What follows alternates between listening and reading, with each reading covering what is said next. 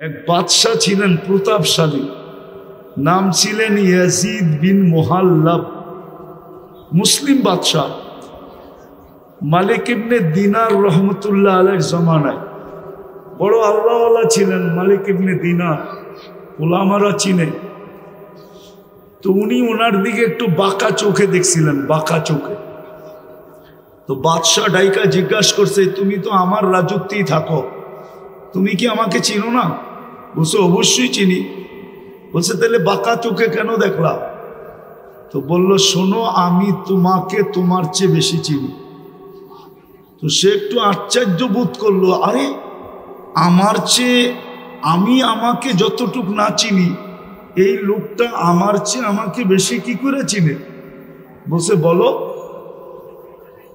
আগের যুগের বাদশারা প্রতাপশালী ছিল, কিন্তু বেয়াদব ছিল না।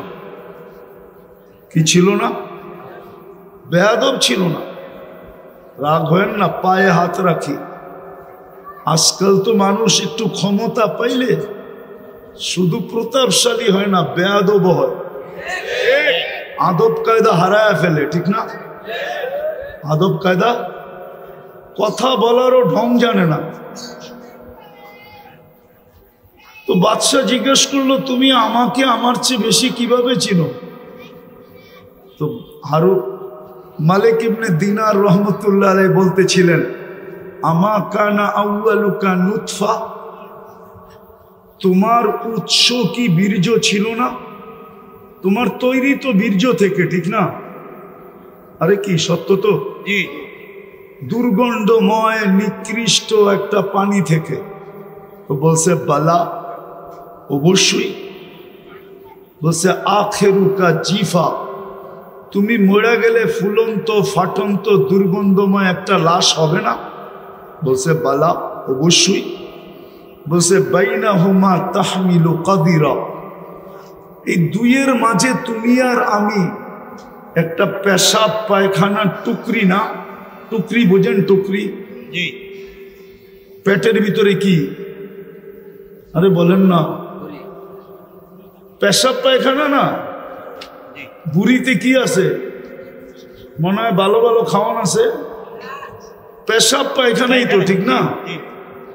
তো মা ইয়াজিদ বিন মুহাল্লাব বলতেছে, আরাফতানি হাক্কা, তুমি আমাকে চিনছো, এই চামচগুলো একটাও আমাকে চিনে না। চামচ চিনেন? রাধা বাদশাদের চতুর্দিকে চামচ থাকে না? চামচ, আরে চামচই কোন, চামচা কইলে আবার খারাপ শোনা যায়। সুন্দর ভাষা ব্যবহার করেন। তো বলে ওরা আমাকে চিনে নাই। আমি বুঝাইতেছিলাম, যেই মানুষটা এত সৃষ্টির ভিতরে এত ঊর্ধ্বে, সে নিশ্চয় কেন জমিনে পা রাখে? যুক্তি তো বলে, তর্ক তো বলে, বিবেক তো বলে, বুদ্ধি তো বলে, এমনকি বিদ্যা পর্যন্ত বলে যে সবচেয়ে পূর্ণতা নিয়ে ওই মানুষটাকে দুনিয়াতে আসা উচিত ছিল। কিন্তু মানুষটা কেন নিশ্চয় আসলো? কেমন নিশ্চয়? ফালা লাকা সিন্নুন তাক্তা, মার পাটের থেকে যখন আসে তো দাঁত থাকে না, কোত্থেকে কাটবে? ওয়ালা লাকা লিসানুন তানতিক, জিহ্বা থাকে কিন্তু বাক শক্তি থাকে না। ওয়ালা লাকা উদুনুন তাসমা, কান থাকে কিন্তু শ্রবণ শক্তির কার্যকারিতা থাকে না। ওয়ালা লাকা আইনুন তানদুর, চক্ষু থাকে কিন্তু দৃষ্টি শক্তির কার্যকারিতা থাকে না। ওয়ালা লাকা আকলুন তুমাইয়িজ, মগজ থাকে কিন্তু ভালো মন্দ বুঝার ক্ষমতা থাকে না। ওয়ালা লাকা কলবুন তাতাফাক্কার, দিল থাকে কিন্তু চিন্তা কি জিনিস সে জানে না। ওয়ালা লাকা ইয়াদুন তাফতিশ, হাত থাকে কিন্তু কর্ম তো দূরের কথা, ধরারই ক্ষমতা থাকে না। ওয়ালা লাকা রিজলুন তামশি, পাও থাকে কিন্তু চলার ক্ষমতা থাকে না। কুনতা সগীরা, বড় ছোট থাকে, বড় ছোট। আফসোস তো এইখানেই হয়, যুবক যৌবন পেয়ে আল্লাহকে ভুলা যায়। ও ভাবেই না যে মাত্র 5-6 পাউন্ডের ছিল, ঊর্ধ্বে 7 পাউন্ড, ঊর্ধ্বে 10 পাউন্ড। 10 পাউন্ডের উপরে বাচ্চা হয় না। আর 10 পাউন্ড যেই বাচ্চা, সে নর্মালও জন্ম নেয় না, তাকে সিজার করতে হয়। কেননা 10 পাউন্ডের বাচ্চা নর্মাল আসতে পারে না, তাকে সিজার করা ব্যতীত আনা যায় না। তাহলে 10 পাউন্ড। কিন্তু যুবক তো ভাবে না যে আমি একদিন 10 পাউন্ড ছিলাম। আল্লাহ তো এটাই বলে, আমা কুনতা সগীরা, তুই ছোট ছিলি। আমা কুনতা যায়ীফা, তুই কি দুর্বল ছিলি না? মার পেটের থেকে আসে তখন কেমন দুর্বল, কিন্তু বড় হইতে দেরি। অতীত বলতে তো দেরি করে না যে অতীতে আমি ছিলাম কি। কে আমাকে এত ওজন বানাইলো? 70 কেজির ওজন আমাকে কে বানাইলো 10 পাউন্ড থেকে? এটা তো ভাবে না। তো নিশ্চয়ের চিত্র দেখাইতেছি যে ছোট ছিল কতটুকু, ওয়েট ওজন ছিল কতটুকু, দুর্বল ছিল কেমন। কুনতা জাহিলা, তুমি বড় অজ্ঞ ছিল, অজ্ঞ। এই নিশ্চয় মানুষ কেন আসে? আবারও বলতেছি, অথচ সৃষ্টির সেরা আল্লাহ মানুষকে একটা মেসেজ দিতে চান, মেসেজ। এই জন্য নিশ্চয় নিয়ে আসছে। কেনটা এই মেসেজটা কোনো সৃষ্টির দরকার নাই, কোনো সৃষ্টির এই মেসেজের প্রয়োজন নাই। প্রয়োজন নাই কেন এটাও বুঝাইতেছি। কোনো সৃষ্টির ভোগ অধিকার নাই। সৃষ্টি ভোগ যদি করেও তাহলে মানুষের জন্য করে। সৃষ্টি বাঁচে যদি মানুষের জন্য বাঁচে। সৃষ্টির অস্তিত্ব মানুষের জন্য। মানুষ না হইলে এই সৃষ্টির দরকার ছিল না। সূর্যের আলো দরকার ছিল না, চাঁদের কিরণও দরকার ছিল না, নদী প্রবাহমান হওয়াও দরকার ছিল না, সমুদ্রের তরঙ্গ মারাও দরকার ছিল না। এটা খোলার সময় এখন নাই। আর এই হইহুল্লার ভিতরে যে বুঝে আসবে এমনও না, যদি খুলিও তাইলে বুঝে আসবে না।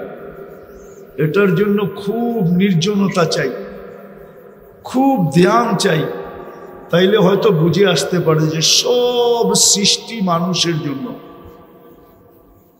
সব সৃষ্টি মানুষের জন্য। মানুষ না হইলে কিচ্ছু হতো না, কিচ্ছু প্রয়োজনও ছিল না। তো যেটা বুঝাইতেছিলাম, মানুষ নিশ্চয় আসে কেন? শুধু একটা মেসেজ দেওয়ার জন্য। এই মেসেজটা কোনো সৃষ্টির দরকার নাই, প্রয়োজন নাই।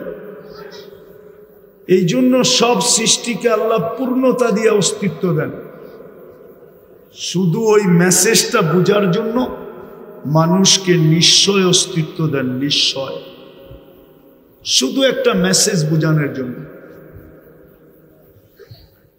আর মেসেজটা এই জন্য বুঝাইতেছিলাম, কোনো সৃষ্টির ওই মেসেজের প্রয়োজন নাই। কেননা ভোগ অধিকার নাই। কোনো সৃষ্টির জীবনের ফলাফল নাই, প্রতিদান যাকে বলে, প্রতিদান নাই। কোনো সৃষ্টি প্রতিদান পাবে না। এমনকি ফেরেশতা পর্যন্ত প্রতিদান পাবে না। কোনো সৃষ্টি জান্নাত জাহান্নামে যাবে না। শুধু একমাত্র মানুষই জান্নাতে যাবে, জাহান্নামে যাবে। উকুদুহান নাস ওয়াল হিজারা, কুরআন বলে শুধু মানুষ জাহান্নামের ইন্ধন হবে। এই জন্যই মানুষটাকে মেসেজ দেওয়ার প্রয়োজন ছিল। এই জন্য আল্লাহ নিশ্চয় অস্তিত্ব দিয়েছেন। যদিও মানুষ ভাবে না, এটাও মানুষেরই স্বভাব। এটাই মানুষের স্বভাব। জিতার আগে একরকম, জিতা গেলে আরেক রকম। জিতার আগে পাও ধরতে পারে, আবার জিতার পরে যার পায়ে ধরছে তারে ফুটবলের মতো লাথিও দিতে পারে। এটা মানুষের স্বভাব। কোরআন বলতেছে, কোরআন, আমি না। কুতিলাল ইনসানু মা আকফারা। নাইলে একটা কথা বোঝেন, এটা তো স্বীকার করি, হায়াত কার হাতে? আল্লাহ। মৌত আল্লাহ। সুস্থতা আল্লাহ। অসুস্থতা আল্লাহ। সর্বকিছু কার হাতে? আল্লাহ। যেই মানুষটা বলে আল্লাহ ডাকলে ও মসজিদে যায় না কি করে? আচ্ছা বলবেন মসজিদটা ছোট, এত মানুষের সংকুলন হবে না, বলুক এই কাউন্টারে জামাতে দাঁড়ায় কিনা, নামাজ পড়ে কিনা, অথবা এই রোডে দাঁড়ায় কিনা, বলেন কয় % মানুষ নামাজ পড়ে? তাহলে বোঝা গেল মানুষের মতো অকৃতজ্ঞ কোনো প্রাণী নাই। বিশ্বাস করে যে মৌত আল্লাহর হাতে, মৌত হায়াত আল্লাহ। নাইলে প্রবাদ বাক্য কেন আসলো, রাখে আল্লাহ মারে কে? কিন্তু মিডিয়ালারও লেখে মাঝে মাঝে যে রাখে আল্লাহ মারে কে, মারে আল্লাহ রাখে কে। বিশ্বাস তো করে, কিন্তু আল্লাহ ডাকলো, কে ডাকলো? আল্লাহ। আজান কার ডাক? আল্লাহ। আল্লাহ ডাকলো। ও বিশ্বাস করে আমার হায়াত আল্লাহর কাছে, হাতে, মৌত আল্লাহর হাতে, আমার কর্ম আল্লাহর হাতে, আমার সুস্থতা আল্লাহর হাতে, আমার এভরিথিং আল্লাহর হাতে। বুঝলাম নাস্তিক যারা ওরা মানে না, কিন্তু আমরা তো নাস্তিক না। নাস্তিক না, আল্লাহকে মানি না, স্বীকার করি না। অবশ্যই। তাহলে আমরা কেন ডাকে আসি না? আমাকে যুক্তি দিয়া বুঝান, ও কেন আসে না? তাহলে বোঝা গেল আল্লাহর কথা সত্য। মানুষ তোর চেয়ে অকৃতজ্ঞ কেউ নাই। মানুষ সবচেয়ে অকৃতজ্ঞ। কুতিলাল ইনসানু মা আকফারা। অকৃতজ্ঞতা মানুষকে খায়া ফেলল। এই জন্য আল্লাহকে ডেলি ধ্বনি দিতে হয়, ধ্বনি। কোরআনের মাধ্যমে আল্লাহ প্রত্যেকের কানে ধ্বনি দেন, আওয়াজ দেন, মা গর্রাকা বিরাব্বিকাল কারীম। দয়ালু আল্লাহর থেকে তোকে বিমুখ করলো কে? এত দয়ালু আল্লাহ। চলেন দয়ার একটা দৃষ্টান্ত দেখাই, দয়ার একটা দৃষ্টান্ত দেখাই। এক কোম্পানি নিয়ে আসেন এখান থেকে আমাকে, যে কোনো প্রতিবন্ধীকে চাকরিতে রাখছে। অনেকগুলা কোম্পানি, ওই মাথা থেকে এই মাথা পর্যন্ত পরিবহনের, ঠিক না? জি। একটা কোম্পানি নিয়ে আসেন, সে একজন প্রতিবন্ধীকে কর্মচারী হিসাবে রাখছে, মাসের শেষে তাকে একটা বেতন দেয়। এই মনে করা যে সে প্রতিবন্ধী, কি করে খাবে? আল্লাহ আমাকে অর্থ দিছে, আমি একজন প্রতিবন্ধীকে কর্মচারী হিসাবে রাখলাম। ও বলতেছে একজন রাখছে। একজন প্রতিবন্ধী বাংলাদেশে? হ্যাঁ, যদি প্রতিবন্ধীকেই এরকম বিত্তশালীরা, মার্কেট মালিক, দোকান মালিক, পরিবহন মালিক, মেল ফ্যাক্টরিওয়ালারা রাখতো, তাহলে বাংলাদেশে আর প্রতিবন্ধী আলাদেরকে কি অটো চালাইতে হইতো না, অটো চালাইতে হইতো না, ঠিক না? হ্যাঁ, আর প্রতিবন্ধীদের সুবাদে ভালো লোক অটো নিয়ে নামতো না, ঠিক না? অটো তো আগের থেকেই নাই, পরে নামবে কোত্থেকা? আর ঘুরতে ঘুরতে আজকে আন্দোলন পর্যন্ত গড়াইতে হইতো না। কিন্তু প্রতিবন্ধীকে তো কেউ চাকরিতে রাখে না, গেলেই প্রথম ধাক্কা দেয়, তুই প্রতিবন্ধী। তো যেটা বুঝাইতে চার মতো দয়ালু, মা গর্রাকা বিরাব্বিকাল কারীম, এই ধ্বনি দিতে হতো না, এই ধ্বনি দিতে হতো না যে আমার মতো দয়ালুর থেকে তোকে বিমুখ করলো কে? তুই সারা দিন বিমুখ থাকা সত্ত্বেও, আমার হাতে হায়াত থাকা সত্ত্বেও, আমার হাতে মউত থাকা সত্ত্বেও, এভরিথিং আমার হাতে থাকা সত্ত্বেও আমি তোর ডাকি বলে ডাকি আমি, তুমি সাড়া দাও না। তারপরও আমি তোমার সব কিছু বহন করতেছি। বলেন এরকম দাতা কই পাবেন? একটু ভাবেন, বিবেক দিয়ে ভাবেন, কাজে দিবে কিন্তু। নাইলে এই কথা বলতে পারবেন না, এই কথা বলতে পারবেন না। আপনি যুক্তি দিবেন, তর্ক দিবেন, যুক্তি তর্কের জবাব কিন্তু এটার ভিতরে রাখা আছে। আপনার ব্রেনের ভিতরেই আপনার যুক্তি তর্কের জবাব রাখা আছে, আপনার ব্রেনের ভিতরেই রাখা আছে। আপনি এটা বললে হবে না যে আমি কর্মব্যস্ততার কারণে পারি না। ড্রাইভার যদি বলে আমি চালক হিসাবে নামাজ পড়তে পারি না, আমি ওকে প্রশ্ন করব তোমাকে চালানের যোগ্যতা কে দিল? হ্যাঁ, কে দিল? আল্লাহ। আরে বলেন না আল্লাহ। আল্লাহ বলতে দ্বিধা করেন কেন? আল্লাহ বললে 40 নেকি মিলবে, 40 নেকি। কে দিল তাকে যোগ্যতা? হ্যাঁ, আল্লাহ যদি জিজ্ঞেস করে যোগ্যতাটা কার ছিল বল। তোকে যদি প্রতিবন্ধী বানাইতাম কে কি করার ছিল? তোর মা বাবার চোখের পানি জড়ানো ব্যতীত আর কিচ্ছু ছিল না। চোখের পানি জড়াইতে থাকতো। আল্লাহর বিরুদ্ধে কেস কোথায় করত? হাইকোর্টে না সুপ্রিম কোর্টে না জজ কোর্টে না র্যাবের কাছে না আর্মির কাছে? কার কাছে করত? এই যে রাস্তায় যারা ডিউটি করে, এরা যদি বলে আমি ডিউটি করি, আমি নামাজ পড়বো কি করে? আমি যদি প্রশ্ন করি তোমাকে এই দেহটা কে দিল? ডিউটি করার মতো যোগ্যতা সম্পূর্ণ তোমাকে কে বানাইলো? এটা আমাকে বলো।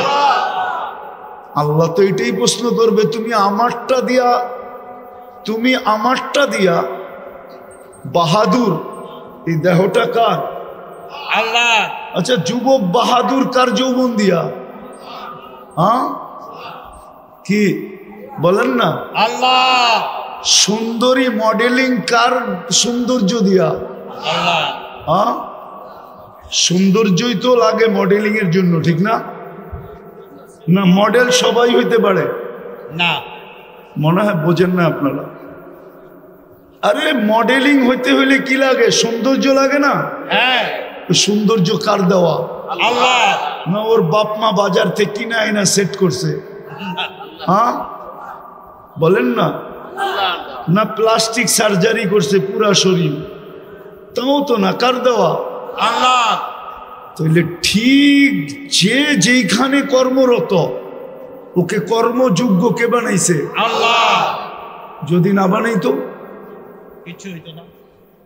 তো কি করে বলে যে আমি তো কর্ম করতেছি, আমি ব্যস্ত, আই এম ভেরি বিজি, আমি আপনার ডাকে সাড়া দেই তো দেই কি করে? ও কর্মযোগ্য বানানোটা ভুল হয়েছে, ঠিক না? এটাই মনে হয়, নাহলে ও সাড়া দেয় না কেন?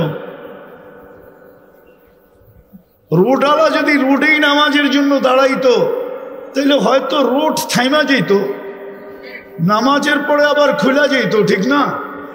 কত আন্দোলনেই তো রোড সারাদিন থামা থাকে, ঠিক না?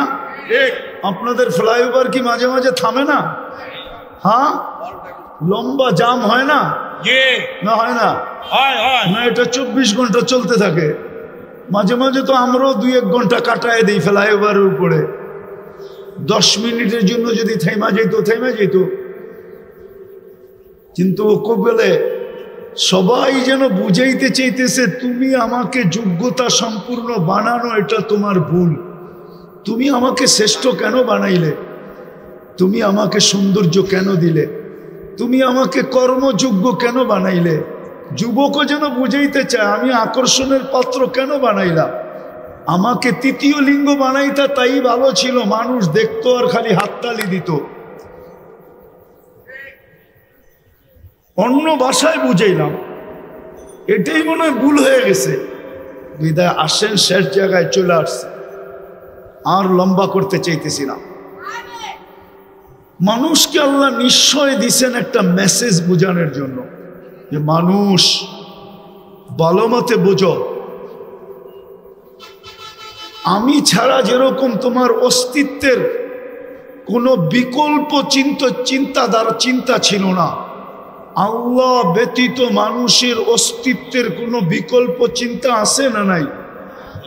আছে? আল্লাহ ছাড়া মানুষকে অস্তিত্ব দিতে পারবে? কোনো বিকল্প চিন্তা আছে? আল্লাহ বলে আমি ছাড়া যেরকম তোমার অস্তিত্বের বিকল্প চিন্তা নাই, আমি ছাড়া যেরকম তোমার পূর্ণতার বিকল্প কোনো চিন্তা নাই, চিন্তাধারা নাই, যে মানুষকে যদি আল্লাহ শারীরিক পূর্ণতা না দিত, না দেন, তাহলে দুনিয়ায় আসার পরে টাকার বলে যদি পূর্ণতা নিতে পারত, তাইলে বহুত প্রধানমন্ত্রীদের ঘরেও এরকম বাচ্চা কাচ্চা আছে যেটা মার পেটের থেকে পূর্ণতা নিয়ে আসে নাই, কিন্তু প্রধানমন্ত্রীর টাকার পাহাড় থাকা সত্ত্বেও উনি দুনিয়াতে উনার ঘরের বাচ্চার পূর্ণতা নিতে পারেন নাই। আঙ্গুল দিয়া দেখাবো? 2-4টা দেখানো যায়, নাম সহ দেখানো যায়, নাম সহ। পূর্ণতা নেওয়ার কোনো সুযোগ নাই। তো আল্লাহ বুঝাইতে চাইতেছেন, আমি ছাড়া তোমার অস্তিত্বের যেরকম কোনো বিকল্প চিন্তাধারা নাই। মানুষ চিন্তা করছিল, চিন্তা যে মার পেট ছাড়া টেস্ট টিউব বেবি বানাবে, টিউবের ভিতরে বানাবে, টিউবের ভিতরে, মার পেট ব্যবহার করবে না। কিন্তু বিজ্ঞান বানাইছিলেন, কিন্তু পরে দেখছেন যে এটা দিয়ে কোনো কর্ম করা যাবে না। যেরকম যদি বুঝাই, বুঝবেন কিনা জানি না, ঢাকা শহরে বাস করেন তো, গ্রামগঞ্জে যান না, কোত্থেকে বুঝবেন? গ্রামে অবেলা যদি মেয়ের জামাই আসে, তো শ্বশুর শাশুড়ির মুরগি ধরতে যায়, গ্রাম্য মুরগি ধরতে যায়, দেশি মুরগি ধরতে যায়, মাঝে মাঝে কাপড়ও খুলা যায়, মনে হয় বোঝেন না। আর পোলট্রি যেটা ফার্মের, ওইটা নড়ে আর চড়ে, নড়ে আর, ওইটা না হাঁটে না দৌড়ায়, ও বইয়েই থাকে, ঠিক না? তো বিজ্ঞান দেখছে বাচ্চা তো হবে, কিন্তু ওইটা দিয়ে কর্ম করা যাবে না, বাস চালানো যাবে না, বন্দুক চালানো যাবে না, প্লেন চালানো যাবে না, দুনিয়ার কোনো কাজ করা যাবে না। ওইটার নাম দিতে হবে পোলট্রি বাচ্চা। পোলট্রি কি? ওটা নড়বো আর চড়বো, ঠিক না? তো বিজ্ঞান কানে দইরা তওবা করে ফেলছে, এখন আগের জায়গায় চলে আসছে যে আল্লাহ ব্যতীত অস্তিত্ব দেওয়ার কোনো বিকল্প নাই, আল্লাহ ব্যতীত পূর্ণতা দেওয়ার কোনো বিকল্প নাই। টাকার বলে পূর্ণতা নেওয়া যায় না। তো সব যখন আল্লাহ দেন, তাইলে ওই ব্যক্তিটাকে যখন আল্লাহ ডাকে তো আসে না কেন? কেন আসে না বলেন? এই জন্যই তো বলছে মানুষের মতো অকৃতজ্ঞ কেউ নাই, নিমক হারাম কেউ নাই। মানুষের চেয়ে নিমক হারাম কোনো জাতি নাই, মানুষের চেয়ে অকৃতজ্ঞ কোনো জাতি নাই, মানুষের চেয়ে কপাল পোড়া কোনো জাতি নাই। বরং দেখা যায় মাঝে মাঝে কিতাব ঘাটলে দেখা যায় মানুষের চেয়ে নিকৃষ্ট কেউ নাই। হ্যাঁ, শুকরও মাঝে মাঝে সকালবেলা ঘুমের থেকে উঠা বলে, মালিক চোখটা খুলবো, কিন্তু কোনো বেনমাজির উপরে যেন দৃষ্টিটা না পড়ে। আল্লাহ জিজ্ঞেস করে, কেন? বেনমাজি আমার চোখে আমার চেয়ে নিকৃষ্ট। তো যুক্তি জিজ্ঞাসা করে, কোন যুক্তিতে? আমি তো উঠেই তোমার প্রশংসা করি, আর তুমি ওকে ডাকো, তারপরে ও আসে না। তুমি ওকে ডাকো, আর আল্লাহ ডাকে কেন? এক গাদা জিনিস দেওয়ার জন্য ডাকে, এক গাদা। হায়, মুসলমান যদি নামাজ পড়তো, তাহলে আমার বিশ্বাস ঢাকা শহরে এত ক্লিনিক হতো না। আমার বিশ্বাস এত লম্বা ঘন্টায় ঘন্টায় সিরিয়াল দিয়ে বসে থাকতে হতো না।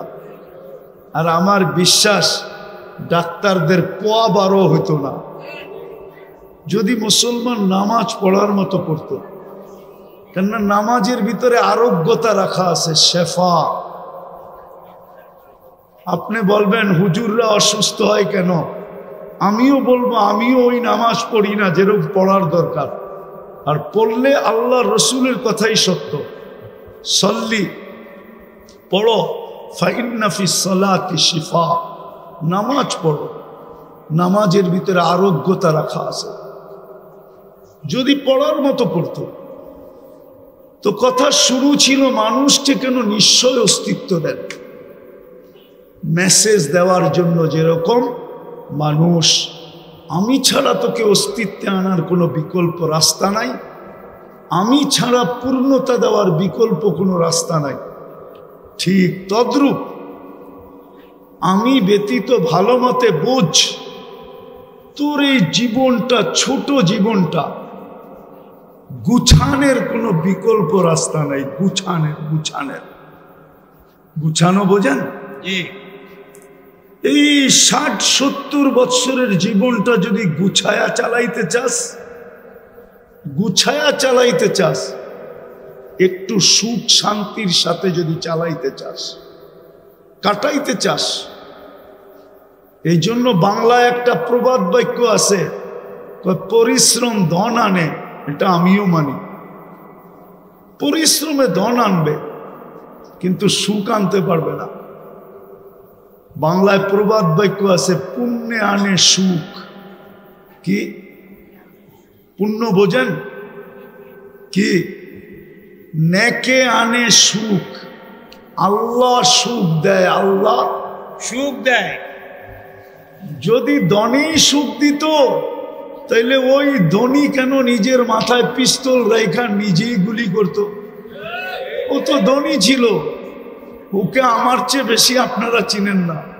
আমি চিনি ওর ছেলে কই থাকে, আমি চিনি ওর মেয়ে কই থাকে, আমি চিনি ওর স্ত্রী কোথায় থাকে, আমি চিনি ওর কতটুকু আছে কতটুকু নাই, আমি চিনি ওকে, কাছের থেকে চিনি। না চিনতাম, ধনই যদি সুখ আনতো তাইলে ঐশী তো ডেলি প্রতি মাসে 1 লক্ষ টাকা হাত খরচ পাইত। ঐশী যে এখনো জেলখানায় আছে, সে তো প্রতি মাসে 1 লক্ষ টাকা হাত খরচ পাইত। ছোট একটা মেয়ে, ও 1 লক্ষ টাকা খায় না, চাবায়া খাইতো। ও 1 লক্ষ টাকা খায় কি করে? হ্যাঁ, ডেলি 3000 টাকা খাইলেও তো মাসে ৩৩-এ ৯০,০০০ হয়। ও 3000 ডেলি কি খাইতো? বিলাসবহুল গাড়ি তো ছিল ওর জন্য, পার্সোনাল ড্রাইভার তো ছিল ওর জন্য। এখনো তো ফ্ল্যাটটা পড়া আছে শান্তিনগরে, দেখা আসেন না? আমি চিনি ওই ফ্ল্যাট। যদি ধনী মানুষের জীবনে সুখ আনতো তাইলে ধনীরা বেশিরভাগ আত্মহত্যা করে কেন, ডিটেনশনে ভোগে কেন? ধনীদের চেয়ে তো বেশি ঘুমের ট্যাবলেট কেউ খায় না, ধনীদের চেয়ে তো বেশি ডিটেনশনের ট্যাবলেট কেউ খায় না। ধনীরা সবচেয়ে বেশি ট্যাবলেট খায়। আরেকটা বলবো, হয়তো বিশ্বাস করবেন না, ডিটেনশনের ট্যাবলেট উন্নত বিশ্বে সারা দিন যতগুলা বিক্রি হয়, যত $1 ট্রিলিয়ন, কোনো ওষুধ এত বিক্রি হয় না। আমি তো ঘুরা বলতেছি, ঘুরা আমেরিকা যায়া বলতেছি, কানাডা যায়া বলতেছি, ইংল্যান্ড, ইউরোপ, অস্ট্রেলিয়া, জাপান, শুধু বাকি আছে নিউজিল্যান্ড। বাকি সব ল্যান্ডে যায়া বলতেছি। তাইলে ওরা কেন এত বেশি ট্যাবলেট খাইতো ঘুমানের? মুসলমানের ঘুম দেখা কেন মুসলমান হইতো? আমি তো চিনি আমেরিকাতে ওই ব্যক্তিকে যে মুসলমানের ঘুম দেখা মুসলমান হয়েছে। সত্য বলতেছি। মসজিদে বৈশা বৈশা একজন ঘুমাইতেছিল, তো দূরের থেকে দেখা ছুটে আসছে, বলছে তুই কোন কোম্পানির ওষুধ খাস, বৈশা বৈশা ঘুমাস? আমি তো আমেরিকান ওষুধ খায়া বিছনায় যায় ঘুমাইতে পারি না। আমাকে একটু দয়া করে লেখা দিবি? ও ছিল তাবলিগওয়ালা, ও চালাক ছিল, বলছে এত তাড়াতাড়ি লিখে দিব? 3 দিন আমার লগে থাকতে হবে। থাকবি? বলছে 3 দিন না 3 মাস থাকবো, 3 মাস। তারপরও ঘুম দরকার। তো 3 দিন জামাতে থাকার পরে মুসলমান হয়ে গেছে। 2019-এর কাহিনী বলতেছি। আমি ইস্তেমায় গেছিলাম আমেরিকার। তা আমি বয়ান করে নামতেছিলাম, আর ও পিছে বয়া ঘুমাইতেছিল বসা বসা। তা আমি আইসা ওরে খোঁচা দিয়ে জিজ্ঞাসা করছিলাম, কোন কোম্পানির ট্যাবলেট খাস, আমাকে লেখা দিবি? তো আমাকে হাইসা দিয়া বলতেছে 3 দিন সময় দিতে হইব, তাইলে লেখা দিবি। অথচ আমি ইস্তেমার বয়ান করে নামলাম। সত্য এটা, ভাবেন, নাইলে ছোট জীবনটা কেটে যাবে। সুখের আশায় দৌড়াইতে থাকবো, কিন্তু কোনোদিন সুখ দেখব না। সত্য এটাই। পুণ্যে আনে পরিশ্রম কি আনে? আলস্য দারিদ্রতা আনে মানি, কিন্তু দুঃখ আনতে পারে না। পাপে আনে দুঃখ, পাপে পাপে। মানুষের জীবনে দুঃখ আসে পাপের কারণে, অলসতার কারণে মানুষের জীবনে দুঃখ আসে না। মানুষ দুঃখী হয় শুধু পাপের কারণে। তো আল্লাহ মেসেজ দেওয়ার জন্য নিশ্চয় অস্তিত্ব দিছেন, যে তোমাকে নিশ্চয় অস্তিত্ব দিলাম মেসেজ, তুমি এই ছোট জীবনটায় যদি সুখে থাকতে চাও, তাহলে আমি আল্লাহ ছাড়া বিকল্প নাই। আমি আল্লাহকে পাইতে হবে। যেমন দেখাইলাম অস্তিত্ব আল্লাহ ব্যতীত বিকল্প, পূর্ণতা আল্লাহ ব্যতীত বিকল্প, সুখ আল্লাহ ব্যতীত বিকল্প নাই, কোনো কিছুই আল্লাহ ব্যতীত বিকল্প নাই। সবকিছুর ভান্ডার কিন্তু ওনার কাছে। নইলে দৌড়াইতে থাকবো, যেমন আজকে দৌড়াইতেছি। রাত্রেও তো এখান দিয়ে যাই, রাত্রেও যাই 2টা 3টা 4টা বাজে, দেখি এই কাউন্টারগুলা সব খোলা, কর্মরত মানুষগুলা এখানে ব্যস্ত, চা বিক্রি হইতেছে, এটা হইতেছে, সেটা হইতেছে। সবাইকে যদি জড়ো করে জিজ্ঞাসা করি, রাত্রটা তো ঘুমের জন্য ছিল, তুমি কেন সজাগ? রাত্রটা তো ঘুমের জন্য ছিল। রাত্রের 1 ঘন্টা ঘুম দিনের 5 ঘন্টার ঘুমের সমান হয় না। ওয়াজআলনা লাইলা লিবাসা ওয়াজআলনা নাওমা সুবাতা। রাত্র বানানো হয়েছে ঘুমের জন্য, দিন বানানো হয়েছে ওয়াজআলনা নাহারা মাআশা। দিন বানাইছি আমরা কর্মের জন্য, কিন্তু সাইদাবাদ তো 24 ঘন্টা কর্ম করে, না করে না? হ্যাঁ, 24 ঘন্টা কর্ম করে। যদি জিজ্ঞাসা করি কর্ম করো কেন, আচ্ছা বলেন, লাউড স্পিকার বাইরেও খোলা আছে, শীত তো শুরু হয়ে গেল, ঠিক না? 2 দিন পরে কনকনে হবে, ঠিক না? এই কনকনে শীতের রাত্রে ল্যাব গায়ে দিয়া 2 জনে ঘুমানো সবচেয়ে মজা। 2 জন বলছি, কিন্তু ল্যাব গায়ে দিয়া 2 জনে ঘুমানো সবচেয়ে মজা, না সাইদাবাদের কাউন্টারে বইয়া টিকিট বেচা মজা? মানুষ হিসাবে বলেন কোনটা মজা? হ্যাঁ, শীতের দিন, কনকনে শীতের দিন, সকালবেলা ল্যাপের ভিতরে 2 জনে ঘুমানো মজা, না সকাল সকাল ওইটা রাস্তা দিয়ে হাঁটতে হাঁটতে কর্মের দিকে যাওয়া মজা? কোনটা মজা? আরে বলেন না, ঘুমে মজা। কিন্তু ওকে যদি জিজ্ঞেস করি, ও বলবে সুখের জন্যই তো এখানে বসে আছি। কিসের জন্য? সুখের জন্য। তো সুখ ছাইরা সুখের জন্য বসে আছে। আপনি আমাকে যুক্তি দিয়া বুঝান, এটা কোন যুক্তি? সুখ তো মিলে না, সুখের আশাই তো ছুটতেছে।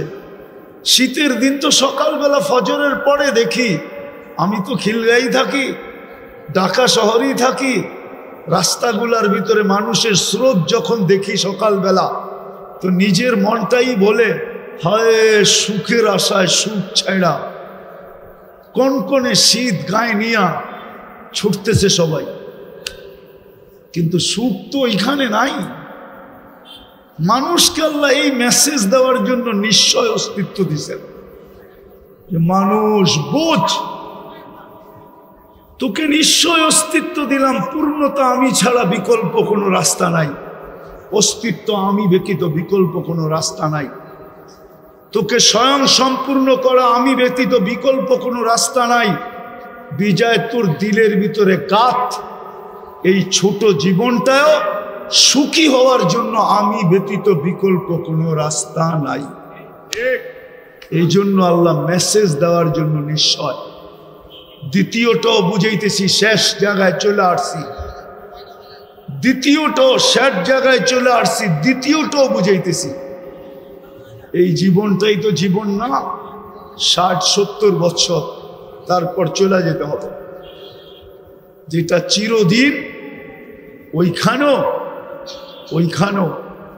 ওইখানেও যদি সুখ পাইতে চাই, আর যদি বলি প্রবাদ বাক্য, নগদ যা পাও হাত পেতে নেও, বাকির খাতায় শূন্য থাক, তাইলে আপনাকে বুঝায় কোনো লাভ নাই।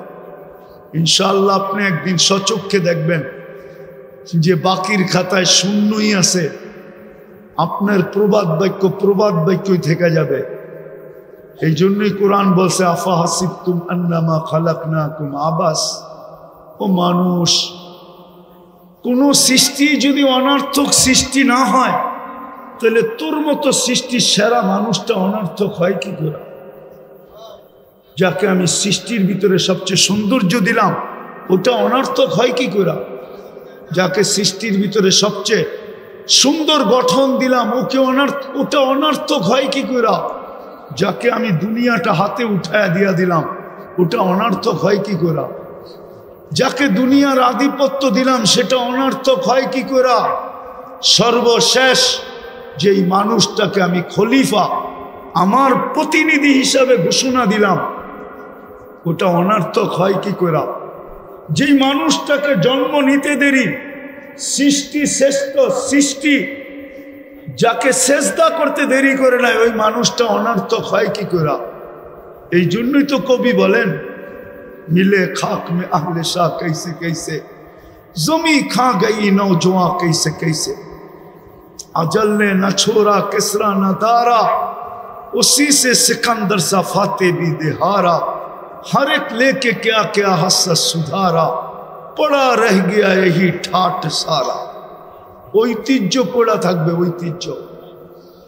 সোনার গায়ে ঐতিহ্য পড়া আছে, লালবাগ কিলায় ঐতিহ্য পড়া আছে, আহসান মঞ্জিলে ঐতিহ্য পড়া আছে, বিক্রমপুরে ঐতিহ্য পড়া আছে, রাজবাড়িতে ঐতিহ্য পড়া আছে, হাজারো ঐতিহ্য পড়া আছে, হাজারো ঐতিহ্য পড়া আছে। এখনো গণভবন পড়া আছে, গণভবন ঐতিহ্য পড়া আছে। আল্লাহ বলে, কবিও বলে ঐতিহ্য পড়া থাকবে। ছোটবেলা অনেক বাস কোম্পানি দেখতাম, যাদের নাম এখন পর্যন্ত একটাও নাই, শুধু একটা আছে, ঈগলের কিছু বাস এখন দেখা যায়, বাকি পুরান কোম্পানির একটাও নাই, শুধু ঈগলটা দেখা যায়। ছোটবেলার বাসের কোম্পানির কথা বলতেছি। বড় দাপট ছিল, বড় দাপট ছিল। রাগ হয়ে যাবেন বললে? না, পরিবহন রাগ হয়ে যাবে। বলবো, পরিবহনগুলার ব্যবহারে মনে হয় এরা যাত্রীকে বিনা পয়সায় নিয়ে যায়, বিনা পয়সায়। এরকম রাব ব্যবহার করে, কাউন্টার থেকে নিয়া পায়ে হাত দিয়া বলতেছি, রাগ হয়েন না, কন্ট্রাক্টর থেকে নিয়া সবাই এরকম রাব ব্যবহার করে, মাঝে মাঝে মনে হয় বিনা পয়সায় নিয়ে যায় কি, কিন্তু আসলে এদের পরিবহন চলে তো জনগণের মাধ্যমে, ঠিক না? জনগণ যদি বলে আমরা 11 নম্বর পরিবহন ব্যবহার করব, আজকের থেকে কোনো পরিবহনই ব্যবহার করব না। 11 নম্বর চিনেন? দূর মিয়া, এটাও চিনেন না, ঠিক না? এই দুইটা পাও, এটা হলো 11 নম্বর। 11 নম্বর 11 নম্বর পরিবহন ব্যবহার করব, আর কোনো পরিবহনই ব্যবহার করব না। তাইলে দেখেন আপনাদের জনগণের পাও ধরে কেমনে। রিক্সাওয়ালারা যদি ব্যবহারই না করলেন, ঢাকা শহরের কত বড়, কিন্তু আমরা অলস হয়ে গেছি বিদায় 5 টাকার ভাড়া 50 টাকা দেওয়া যায়, ঠিক না? 20 টাকার ভাড়া 100 টাকা দেওয়া যায়, ঠিক না? হ্যাঁ, এই জন্যই তো আমরা অসুস্থ। সব ফার্মের মুরগি হয়ে গেছে, 1 কিলো হাঁটতে পারে না, ঠিক না? হ্যাঁ, তো যেটা বুঝাইতেছিলাম, দুনিয়াটা চলবে না আল্লাহ পাওয়া ছাড়া। লেখালন এই জন্যই আপনাকে নিশ্চয় অস্তিত্ব দেয়। মেসেজ, এটা মেসেজ। আল্লাহ ছাড়া তোমার এই দুনিয়ার ছোট জীবনটা চলবে না। একটা কাহিনী শোনাবো? কানে শোনা কাহিনী, নাইলে শুনাইতাম না। দেখেন না, কনস্ট্রাকশন শ্রমিক থাকে না, যারা বিল্ডিং শিল্ডিং বানায়, ঠিক না? তো ওদের একজন সুপারভাইজার থাকে, অনেকগুলা কি দিন মজদুর থাকে, ঠিক না? ওরা দেখবেন সকালবেলা টিফিনকারি নিয়ে আসে লগে করা, দুপুরে একসাথে বৈশা খায়। তো একদিন যাইতেছিলাম, অনেক আগের কথা, তো দেখতি সবাই খাইতেছে আর গল্প করতেছে, গল্প। তো যেই বাড়িতে কাজ করতেছিল, একজন বলতেছিল ওদের যে সুপারভাইজার, তাকে যেই নামে ডাকে ওই নামেই ডাকতেছিল, যে আমাগো স্যার এত শিক্ষিত, ওর বাপে ওরে শিক্ষিত বানায় তো একটা বেউকুফ বানাইছে। তো সব নিয়ে জিজ্ঞাসা করছে, তুই বুঝলি কি করে? হয়তো ম্যাডামের কথা ছাড়া কিচ্ছু করে না, কিন্তু ও এত বড় অফিসার, বিয়া করলো, ও বিল্ডিং বানাইতেছে ওর টাকায়, সব খরচ করে ও, কিন্তু ও তো ম্যাডামের কথা ছাড়া লড়ে না। তাইলে আমি বেউকুফ বলবো না, বলবোটা কি? মনে হয় বুঝাইতে পারি না।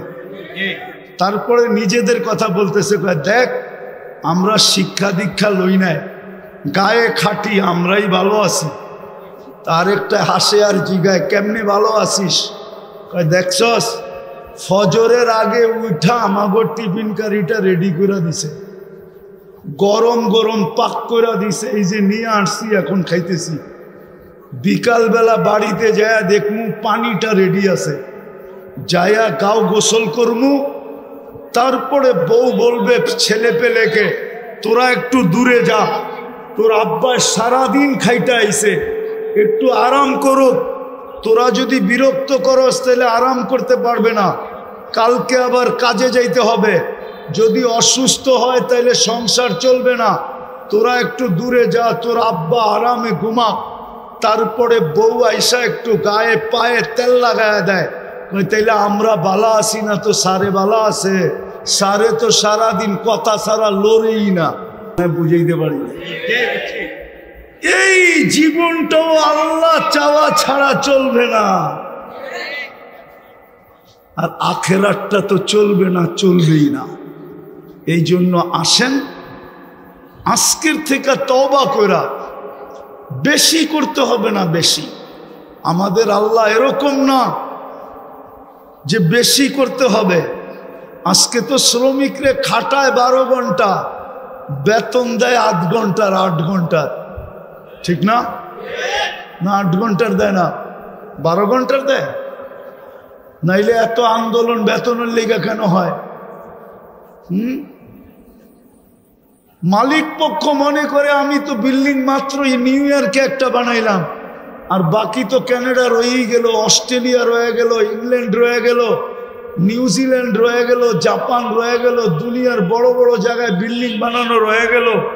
তোকে এত বেতন দিব কেন, আমি আগে বিল্ডিং বানায় লই, ঠিক না? তাইলে শ্রমিকের আন্দোলন হইতো কেন? মালিক পক্ষ যদি মনে করত যে শ্রমিকের মাধ্যমেই আমার এই কি, আমার এই অবস্থান, শ্রমিক না হইলে তো আমার এই অবস্থান হইতো না। শ্রমিক যদি না পাইতাম তো আমি ফ্যাক্টরি খুলতাম কোত্থেকে? শ্রমিক যদি না হইতো আমি পরিবহন চালাইতাম কোত্থেকে? সে যদি শ্রমিককে এহসান মোহসেন মনে করত তাইলে তো শ্রমিকের উপরে নির্যাতন হইতো না, শ্রমিক আইনের প্রয়োজন ছিল না। রাগ হয় না মালিক পক্ষ আবার? তো যেটা বুঝাইতেছিলাম আল্লাহ পাওয়া ছাড়া আমাদের জীবনটা চলবে না। আল্লাহ বেশি চান না। আল্লাহকে রাজি করা অনেক সহজ, শুধু একটা জিনিসই যদি আজকে করতে পারি, প্রথমে যদি তওবা করতে পারি, নিজেকে তওবায় অভ্যস্ত বানাইতে পারি, যে আমি সকাল বিকাল যখনই মনে উঠবো তখনই মুখ দিয়া বলবো আল্লাহ আমার তওবা, আল্লাহ আমি তওবা করলাম। আল্লাহ তওবা খুব পছন্দ করেন। দ্বিতীয়, এই উম্মতের জন্য বেশি কিছু করতে হবে না, 5 ওয়াক্ত নামাজ পড়লেই যথেষ্ট। পারবেন পড়তে? পাক্কা পারবেন? নামান। আর একটা পরিবেশকে টিকায় রাখতে হবে, তাইলে দেখবেন আমরা সমস্ত বিপর্যয়ের থেকে বেঁচে থাকব। যেমন বাংলাদেশ বেঁচে আছে শুধু একটা কারণে, নাইলে বাংলাদেশের বিপর্যয়ের কথা পেপারে একবার আসে নাই, একাধিকবার আসছে। মিডিয়ায় হাজারো বার বলছে যে বাংলাদেশে বিপর্যয় ঘটবে, কিন্তু বাংলাদেশে কোনো বিপর্যয় আজ পর্যন্ত ঘটে নাই। আর আমার বিশ্বাস পরিবেশ যতদিন থাকবে অতদিন ঘটবে না। করোনার সময় সবাই চিৎকার দিছে বাংলাদেশের মতো বিপর্যয় কোথাও হবে না। আপনারা ব্যারিস্টার সুমনের বয়ান শুনছেন করোনার সময়? ওর বয়ান দেখেন। করোনার সময় ও চ্যালেঞ্জ করে বলছে বাংলাদেশের মতো বিপর্যয় কোথাও ঘটবে না। বাংলাদেশে মাটি দেওয়ার মতো লোক পাওয়া যাবে না, কিন্তু করোনায় বাংলাদেশে কোনো বিপর্যয় ঘটে নাই।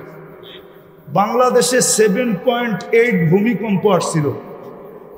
আজ 2013 অথবা 14 31 নাইটের পরের দিন সকাল 5টা 5 কোনো বিপর্যয় ঘটে নাই, অথচ তুর্কিতে 1.5 লক্ষ লোক মারা গেছে। এই একই স্কেলের ভূমিকম্প, এক শহর মাটির সাথে মিশা গেছে।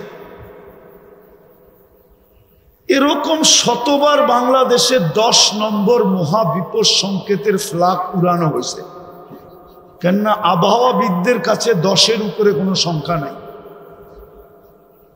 বিদায় বাংলাদেশে কোনো বিপর্যয় ঘটে নাই, ঘটবে না, শুধু 2টা পরিবেশের কারণে বা একটা পরিবেশের কারণে, মসজিদ, মাদ্রাসা, আলেম, ওলামা, শুধু এই পরিবেশটার কারণে। আমি ঘুরা বলতেছি, কিন্তু আমার কথা হয়তো আমার শিক্ষিত সমাজ মানবে না, আমার কথা হয়তো যারা বর্তমান টেকনোলজির যুগে টেকনোলজিকে মাথায় নিয়ে চলে ওরা মানবে না, কিন্তু যারা আধ্যাত্মিককে মাথায় নিয়ে চলে ওরা মানবে। কেননা এখানে ধারা 2টা, একটা হলো বিজ্ঞানের ধারা, একটা হলো টেকনোলজির ধারা, আর একটা হলো আধ্যাত্মিক ধারা। আধ্যাত্মিক ধারা নিয়ে যারা চলে তারা আমার কথা মানবে। এই পরিবেশের কারণে আমার দেশে বিপর্যয় হয় না, হবেও না। দেখা যাবে যে বিপর্যয় হবে, কিন্তু ইনশাআল্লাহ হয় না, আর কোনোদিন হবেও না, হবেও 5 তারিখের পরেও তো ভাবছিলাম কি জানি হবে, ঠিক না? সব ভাঙ্গা পড়ছিল না, এরকমই তো, ঠিক না? কিন্তু আস্তে আস্তে সামলায়া উঠছে না উঠে নাই? স্বাভাবিক হয়েছে না হয় নাই? না হয় নাই? আরে হয়েছে, হয়তো একটু বাকি আছে, ওটাও হবে, ওটাও হবে, কিন্তু বিপর্যয় আমার বিশ্বাস হবে না। যদি এই পরিবেশটাকে ধরে রাখি, ওই পরিবেশটার সাথে সংযুক্ত থাকি, মসজিদ, মাদ্রাসা, আলেম, ওলামা, পারবেন? হ্যাঁ পারবেন? এটাও একটা মাদ্রাসার আয়োজন। আপনাদের কাছে যদি কখনো সাহায্যের হাত পাতে, কিন্তু আমার বিশ্বাস মনে হয় পাতবে না। যেই ফ্যামিলির মাদ্রাসা, এরা যদি ইচ্ছা করে, আল্লাহ এদেরকে যতটুকু দিছে ইচ্ছা করে, কিন্তু এরা হাত পাততে পারে মনে হয় এই জন্য অন্যদেরকে সংযুক্ত করার জন্য, অন্যদেরকে সংযুক্ত করার জন্য, সংযুক্ত করার জন্য, অন্যজনকে এই সোয়াবে ভাগিদার করার জন্য হয়তো হাত পাততে পারে, নাইলে এই ফ্যামিলির হাত পাতার কথা না। আল্লাহ এদেরকে যা দিছে, আপনারা সহযোগিতা করবেন ইনশাআল্লাহ। আল্লাহ আমাদেরকে আমল করার তৌফিক দান করেন। আমিন। ওমা